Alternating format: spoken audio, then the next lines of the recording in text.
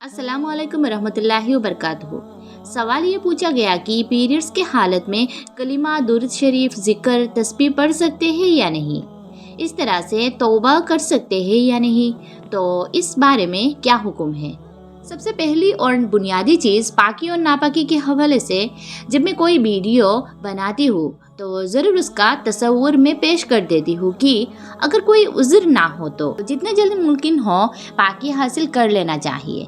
जहाँ तक बात यह है कि पीरियड्स की हालत में कलिमा दुरूद शरीफ तस्बीह ये सब पढ़ सकते हैं, और आप ये ध्यान में रखें कि नापाकी की हालत में नमाज नहीं पढ़ सकते हैं, और पीरियड्स के हालत में रोज़ा रखना जायज़ नहीं है, और कुरानी मजीद को आप टच नहीं कर सकते हैं, आप मस्जिद में नहीं जा सकते हैं। तो ये सब काम आप पीरियड्स के हालत में नहीं कर सकते हैं।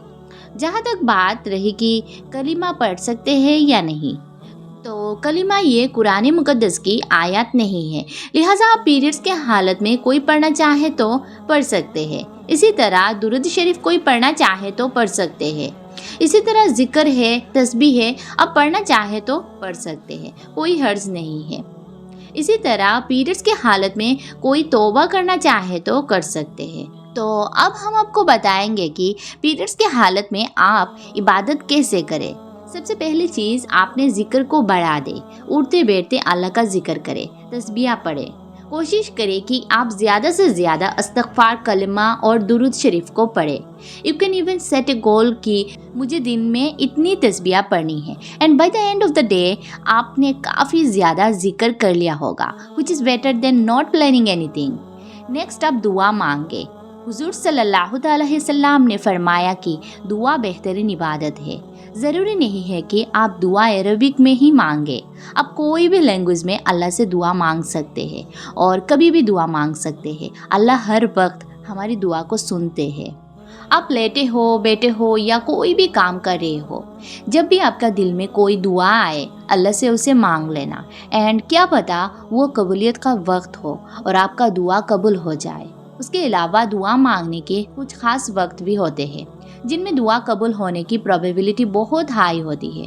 फॉर एग्ज़ाम्पल, तहज्जुद का वक्त ऐसा वक्त है जिसमें मांगी गई दुआ एक ऐसा तीर है जिसका निशाना कभी नहीं छूटता। फजर का वक्त भी दुआ मांगने के लिए बहुत ख़ास है। इसके अलावा जुम्मे के दिन असर मगरिब के बीच या जुम्मे के वक्त मांगी गई दुआ कबूल होने की बहुत हाई प्रोबेबिलिटी होती है। बारिश के वक्त भी दुआ मांगने से दुआ कबूल होती है। नेक्स्ट, कुरान को विद ट्रांसलेशन सुने। यूट्यूब पर कुरान बहुत वाइडली अवेलेबल है, तो पीरियड्स में आप कुरान को टच नहीं कर सकते, तो कुरान को सुनने की कोशिश करें।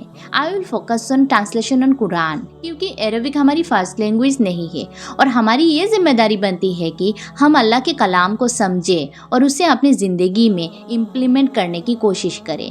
ऑल्सो, अगर आपको कुरान की कुछ सूरतें याद हो तो आप उसे भी पढ़ सकते हैं। फॉर एग्ज़ाम्पल, कुरान की आखिरी 10 सूरतें ऑलमोस्ट सबको याद होती है, या फिर अगर आपको सूरह यासीन याद हो तो आप उसे पाबंदी से पीरियड्स के दौरान पढ़ें। नेक्स्ट, इस्लामिक लेक्चर सुनने की कोशिश करें। अगर आप कुकिंग कर रहे हैं या सफाई कर रहे हैं तो आप इस्लामिक लेक्चर सुनने की कोशिश करें, एंड आपके वो सारे वक्त इबादत में शामिल किया जाएगा। मैंने पर्सनली ये ऑब्ज़र्व किया है कि पीरियड्स के दौरान अगर इस्लामिक लेक्चर सुना जाए तो पीरियड्स ख़त्म होने के बाद इबादत करने की मोटिवेशन बहुत हाई हो जाती है। अगर आपको इस्लामिक बुक्स पढ़ने का शौक़ है तो आप इस्लामिक बुक्स भी पढ़ सकते हैं। इससे आपके नॉलेज में इजाफा होगा और फालतू में वक्त बर्बाद नहीं होगा।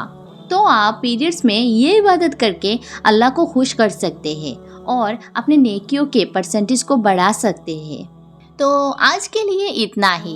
इस तरह की इंफॉर्मेटिव वीडियोस के लिए हमारे चैनल SJT इस्लामिक को अभी सब्सक्राइब करें और हमारी वीडियो को ज़्यादा से ज़्यादा लाइक करें और शेयर करें।